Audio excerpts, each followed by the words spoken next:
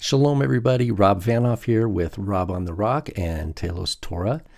Today, I'm going to read a little bit from our Torah portion this week, which is called Chayyei Sarah. It extends from Genesis 23 into about middle of chapter 25.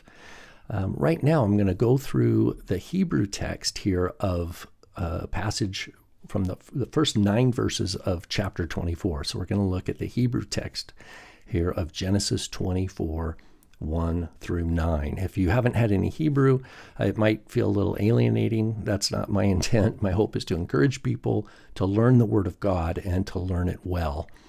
And just as in the apostolic writings, we see words that are we're told the translation, such as Abba, right? Abba is an Aramaic word we learn means pater or father.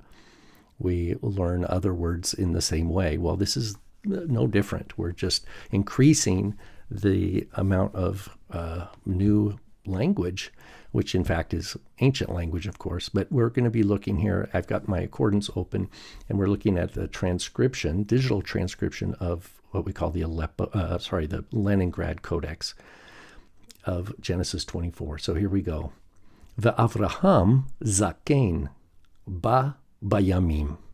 So chapter 24:1 opens, and Abraham, ve'avraham zaken.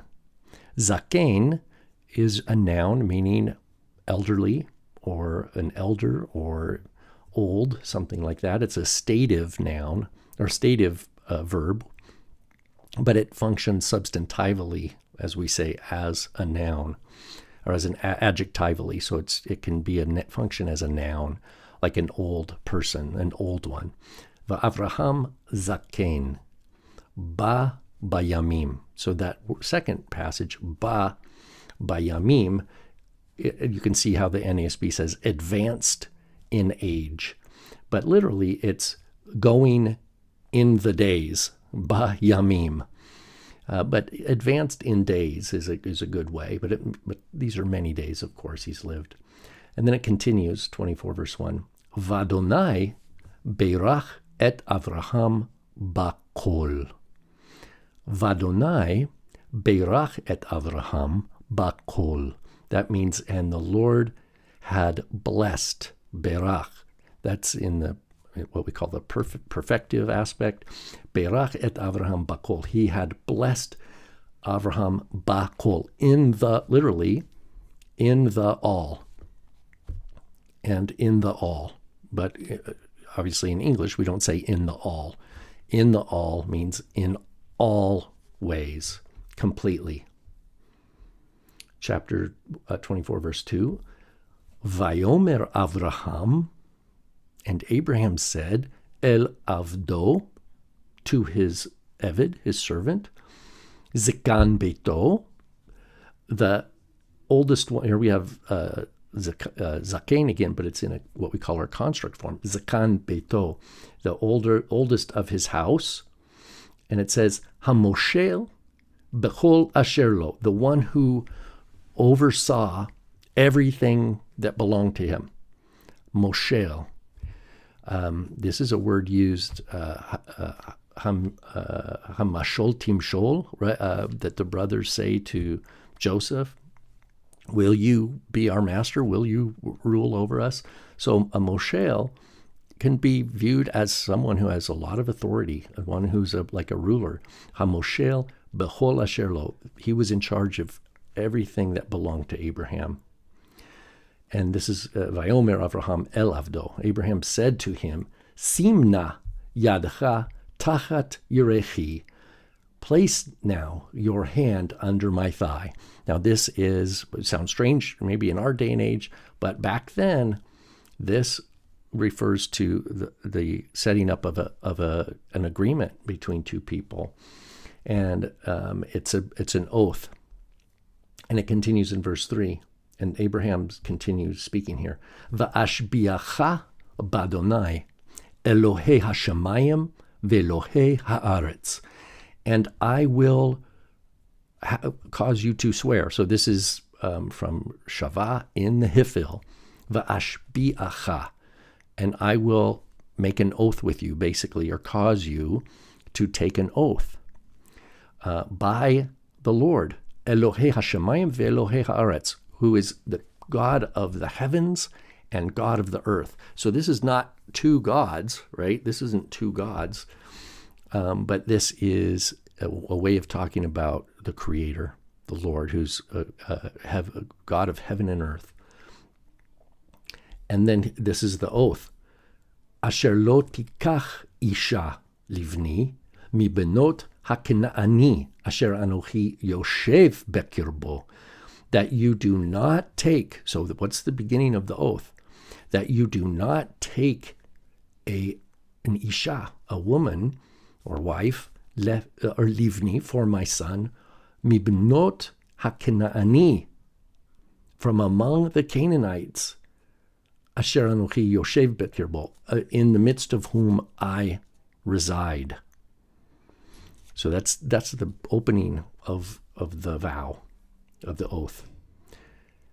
Ki, now it continues, verse 4, ki el artzi, rather, so here ki just means rather, el artzi ve'el moladti telek, rather to my land, which is interesting because Abraham's been given a new land, but he's still saying to my land and to moladti, right, to the place of my birth. Moladti is from the word valad, which has to do with being born, the place of my birth.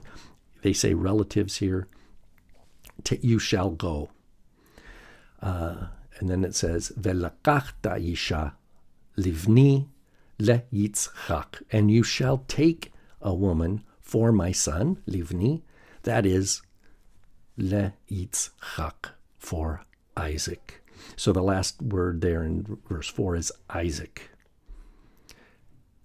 Vayomer elav ha'eved, and he said to him, ha'eved. So that is the servant. Now remember, in chapter 24, we're not told what his name is. Some suggest this was Elazar that we learned about back in chapter 15. But here it says, Vayomer elav ha'eved. The Eved responds to him, Ulai. Ulai is, you can see they say, suppose, perhaps. Ulai lo toveh ha'isha lalechet acharai el ha'aretz hazot. Perhaps she will not, the woman, ha'isha. Now it's not just isha, ha'isha. So there's a moment of faith here, I think, the woman. In other words, he's not questioning about finding one. His question is, will she want to come back? Ulai lo toveh ha'isha. The woman will not want to lalechet acharai, to come back after me or with me, which lalechet acharai could be translated as just to follow me. El ha'aretz hazot, back to this land. Hehashev ashiv et bincha el ha'aretz asher yatzata misham. So here's this question. He says, this is what we call an interrogative he here. And then we have the infinitive absolute. Hashev ashiv. Shall I verily, assuredly, that's how we translate that infinitive absolute. Hashev ashiv. Shall I verily return your son to the land which out from which you went, asher yatzata misham. And so there's two ways of reading this. Do we read this to mean that the servant is thinking, okay, I might get there, I'm going to meet this woman who's going to be Isaac's wife, and she might not want to come with me. So do I come back and get Isaac and go back? Is that the way we understand it? Or do we read the second half of this verse, verse 5, to be the servant's suggestion to anticipate and kind of have an insurance? Well, perhaps I'll take Isaac with me so that to ensure that she'll return. So the problem that the servant has isn't identifying and finding an Isha for Isaac. That doesn't seem to be the problem for him. The problem is he wants to ensure that she'll come back with him without seeing Isaac. So how is she going to come back is she just going to take my word for it? In other words, if I don't have Isaac with me, why would she trust me? So this is a great question that the servant asks. And it shows, to me, it shows his heart. His heart is not doubting that there will be a woman that the Lord has prepared for Isaac. It's like, will she take my word for it? And should I just take him with me? And we see Abraham's response here in verse 6. Vayomer elav Avraham. So Abraham says to him, Hishamer lecha. Hishamer lecha means diligently guard. Be vigilant. Lest, so pin tashiv et bani shama. Hishamer lecha pin tashiv et bani shama, which means be vigilant with yourself, lest you return my son there. So the wall comes right up, and Avraham says, you guard yourself. Like there is no way that Isaac is permitted, that you're permitted to take him with you. Do not take him there. We're not told exactly why. We know when Jacob goes, there's all sorts of trouble with Laban and stuff. But with Isaac, he's not to go. Isaac, among the patriarchs, Abraham, Isaac, and Jacob, Isaac never leaves the promised land. Isaac is born, he lives his whole life, and he dies in the promised land. Whereas Abraham, of course, comes to the promised land in the middle of his life. And Jacob, of course, leaves and goes to Padan Aram for 20 years, and then comes back, and then he goes to Egypt when Joseph is there, and he dies in Egypt and is brought back and buried. So Isaac's unique here, but we're not told exactly why, but Isaac is not to leave the land.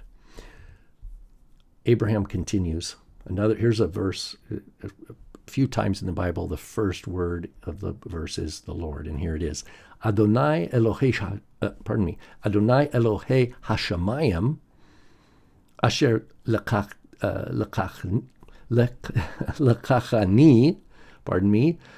mebeit avi ume'eretz moladati v'asher diber li v'asher nishba li. So this is Adonai, the God of the heavens, who took me.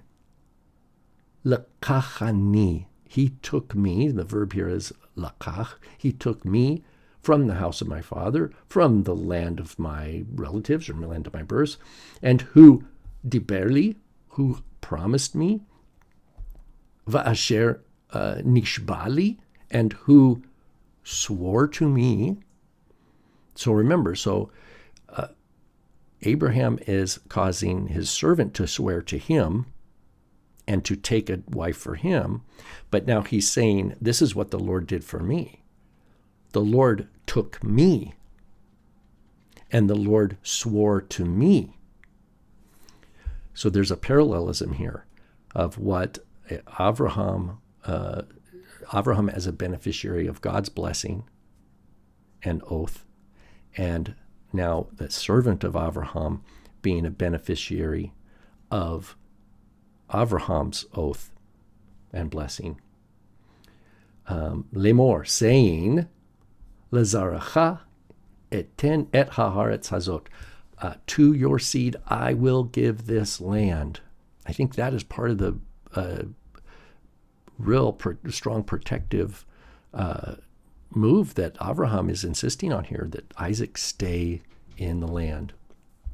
Hu yishalach malacho lifanecha. He, that is the Lord, he will send his malach, his messenger, his angel before you.